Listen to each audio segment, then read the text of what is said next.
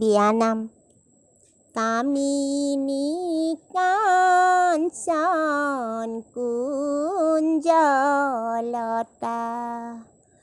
অযোধ্যাত আছিলে দশৰথ ৰজা। তেওঁ ভাৰ্যা আছিলে তিনিগৰাকী,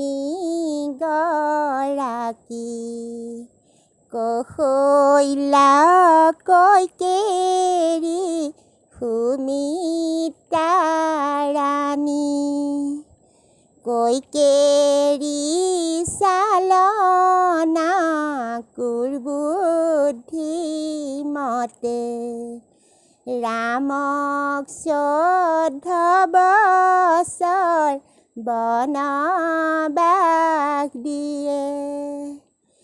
ৰাম গ'ল, লক্ষ্মণ গ'ল, সীতাও গ'ল। পঞ্চমৱতী বনত তিনিও ৰ'ল। মঞ্জৰী আছিলে বনতে হৰিণাচৰি। হৰিণা দেখিয়ে সীতাই ক'লে, অ চাৰ্মি গুৰু হৰিণা লাগে। তেতিয়া ৰামচন্দ্ৰই হৰিণাক খেদি লক্ষ্মণক থৈ গ'ল সীতাইক ৰখি। লক্ষ্মণক থৈ গ'ল সীতাইক ৰখি। সীতাই চাই আছিলে কুটীৰত বহি। সীতাই শুনিছে বতাহৰ ঢলত, প্ৰভু মাত শুনিছোঁ বহুতৰ দূৰত। শুনাচোন লক্ষ্মণ ভাই কৰ্ণষাৰে, আমাৰ দাদা প্ৰভুক মাৰিছে কোনে। তেতিয়া লক্ষ্মণে সীতা মাক ক'লে, আমাৰ দাদা প্ৰভুক মাৰিব কোনে। বুজিছোঁ লক্ষ্মণ নকৰোঁ তোমাৰ সহিতে নকৰোঁ বাস।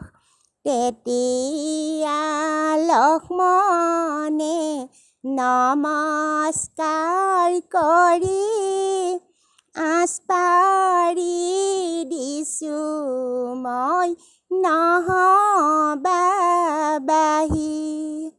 আহিব ঋষিৰাজ খুজিব ভিক্ষা, মই দিয়া চিনটো পাৰ নহবা। আহিছে ঋষিৰাজ ৰাম কৃষ্ণ বুলি, কি আছে দিয়াচোন বনৰ সুন্দৰী। সীতা মাই বিচাৰি একো নাপালে, এটা চুকতে এটা বেল পালে।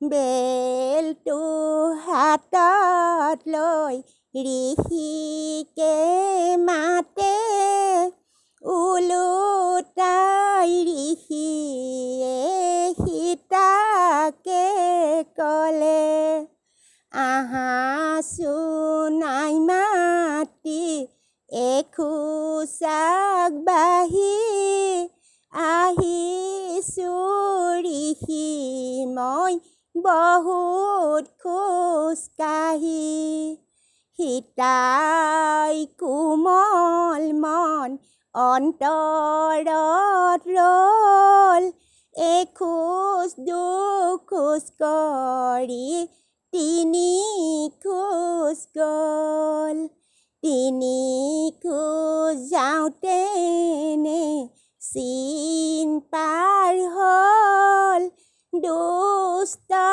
ৰাৱণে হৰি লৈ গ'ল ৰাম গ'ল লক্ষ্মণ গ'ল সীতা আই পাছে